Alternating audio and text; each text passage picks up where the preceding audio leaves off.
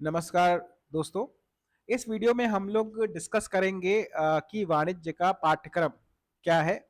UP LT grade 2025। ठीक है। तो 2025 में जैसा कि हमको पता है कि लिखित परीक्षा भी होगी और मतलब कुल मिला के प्री और मेंस होने वाला है।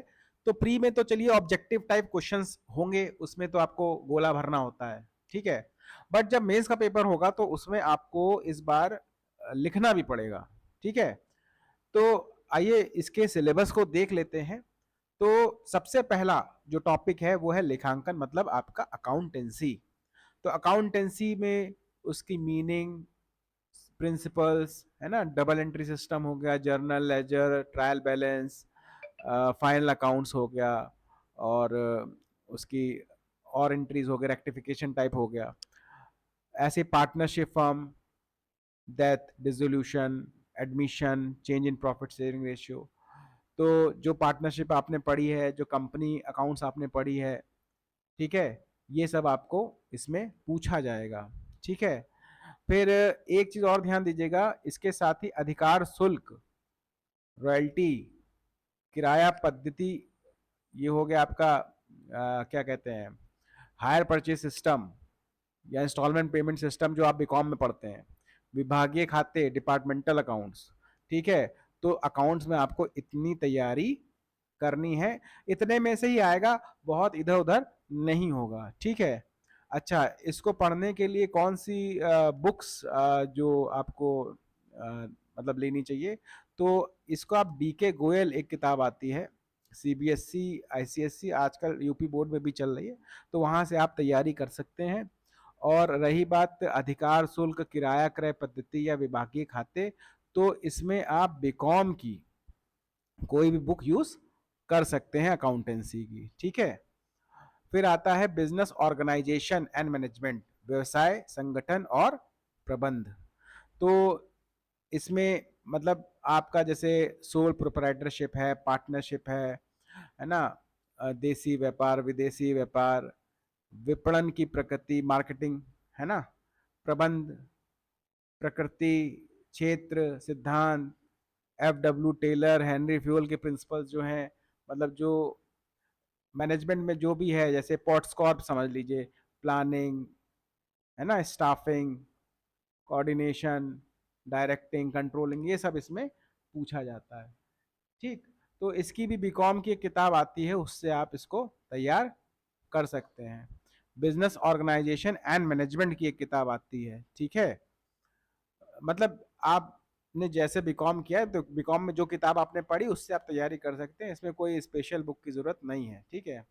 फिर अगर हम बात करें व्यवसायिक अर्थशास्त्र की, ठीक, तो अर्थशास्त्र में अवधारणा एवं क्षेत्र, मांग वक्र विश्लेषण, मांग की लोच, सीमांत उपयोगिता, कुल उपयोगिता, सीमांत उपयोगिता, ह्रास नियम, उत्पत्ति के नियम, उत्पादकता नियम, पूर्ण प्रयोगता, एकाधिकार के अंतर्गत मूल्य निर्धारण, व्यापार चक्र।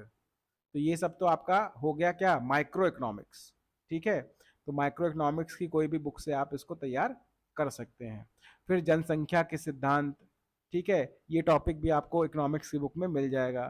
फिर आती भारतीय अर्थव्यवस्था, तो इसमें जो इंडियन इकोनॉमी की एनसीईआरटी है वहां से आप तैयार कर सकते हैं। प्लस इसमें जो करंट अफेयर आप पढ़ते हैं, है ना, वहां से भी कुछ डेटा आपको मिल जाएगा। बट बेसिकली आप 11th की अगर एनसीईआरटी से पढ़ेंगे तो ज़्यादा अच्छा है। फिर मुद्रा एंड बैंकिंग, इसकी भी किताब आपको मिल जाएगी बड़े आराम से। बीकॉम में जो भी मनी बैंकिंग से आपने पढ़ा उससे आप इसको तैयार कर सकते हैं। तो इसमें मुद्रा की परिभाषा क्या है, कार्य और क्षेत्र क्या है, पूंजीवादी समाजीवादी अर्थव्यवस्था में मुद्रा का क्या महत्व है, ग्रासियम का नियम क्या है, मुद्रा का परिमाण सिद्धांत, मुद्रास्फीति, संकुचन, बैंक। अच्छा, तो यहां तक तो हो गया मनी के बारे में। ठीक है। फिर बैंकिंग में क्या है, बैंक कितने तरह के होते हैं, है ना, वाणिज्य बैंक क्या है, रिजर्व बैंक ऑफ इंडिया का क्या काम है, डिजिटल बैंकिंग क्या है, ई बैंकिंग क्या है। तो ये आपका मनी एंड बैंकिंग की बीकॉम की बुक से तैयार आप कर सकते हैं। फिर सांख्यिकी, सांख्यिकी की किताब भी बीकॉम की आती है, बीकॉम की किताब से ही आप इसको पढ़ लीजिए। तो इसमें बेसिकली आपका जैसे मीनिंग है, स्कोप है, आंकड़ों का संग्रहण है ना, collection of data, classification of data, summarising उसका, ठीक है। फिर माध्य, माध्यिका, बहुलक मतलब मीन मीडियन मोड, ठीक। और अपकिरण का माप। बहुत सांख्यिकी में मुझे लगता है कि सिलेबस बहुत ज़्यादा नहीं है, आराम से हो जाएगा, ठीक है। तो बीकॉम की कोई भी, अगर बीकॉम की क्या, मैं तो कहूँगा 11th-12th की किताब से भी ये हो जाएगा, ठीक है। 11th की किताब आती है सीबीएसई की, स्टैटिस्टिक्स की, उससे ये आपका हो जाएगा। फिर आता है अंकेक्षण। अंकेक्षण में आप चाहे तो बीकॉम की बुक से पढ़ सकते हैं, बट मैं सजेस्ट करूंगा टैक्समैन की एक किताब आती है, ठीक है। बहुत ज़्यादा डिटेल में नहीं, ऊपर ही अगर आप उससे पढ़ लीजिए, क्योंकि उसमें देखिए डेटा थोड़ा अपडेटेड रहता है, ठीक है। तो अंकेक्षण क्या है, उसका उद्देश्य क्या है, भाई उसका महत्व क्या है ना, प्रमाणन का अर्थ क्या है, प्रकार महत्व हो गया, प्रारंभिक भइयों के प्रमाणन की विधि क्या है।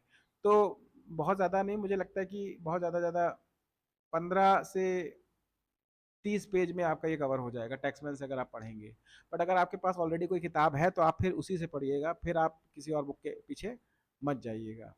फिर देखिए इसमें कुछ थोड़ा सा एड ऑन शायद किया है इस बार, ये लेखा शास्त्र यहाँ लिखा है। अब देखिए ऊपर वाली ही चीज को यहाँ पर दोबारा से आपको देखने को ही मिल रहा है, तो ये कुछ एड ऑन है ना। अगर आप यूपी बोर्ड की अकाउंटेंसी देखें 9th 10th 11th 12th, तो वहां पर ये आपको टॉपिक्स आराम से मिल जाएंगे, तो वहां से आप इनको कवर कर सकते हैं। हालांकि जो ऊपर हमने डिस्कस किया वहीं से ये चीजें आई हैं।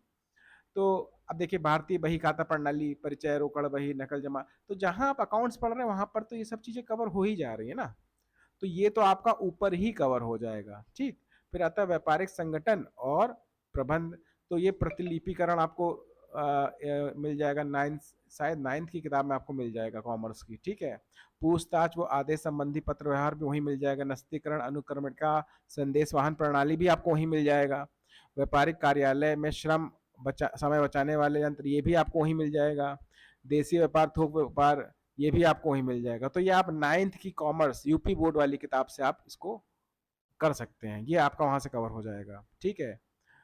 व्यवसायिक अर्थशास्त्र, तो अर्थशास्त्र, परिभाषा, क्षेत्र, अर्थशास्त्र, शब्दावली, तो देखिए अगेन ये फिर वही 9th 10th की किताब से आपको करना है, वहां से ये हो जाएगा।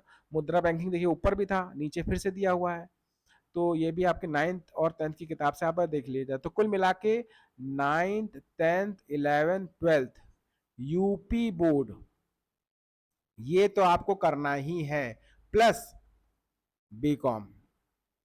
और बीकॉम में पूरा नहीं पढ़ना है, बीकॉम में जितना ऊपर सिलेबस दिया उतना ही पढ़ना है, बस इस सिलेबस से स्टिक रहिए और इतने में ही तैयारी कीजिए, इससे आपको बहुत ज़्यादा आगे पीछे नहीं जाना है, ठीक है। मैं इसकी तैयारी आपको शुरू कराऊंगा और मेरे हिसाब से आप पढ़िए, आपको कोई भी दिक्कत नहीं आएगी, आपका सिलेक्शन हो के रहेगा अगर आप मुझे फॉलो करते हैं, ठीक है। बाकी ये सिलेबस आपको यूपी पीसीएस की साइट पर आपको मिल जाएगा, ठीक है। Thank you.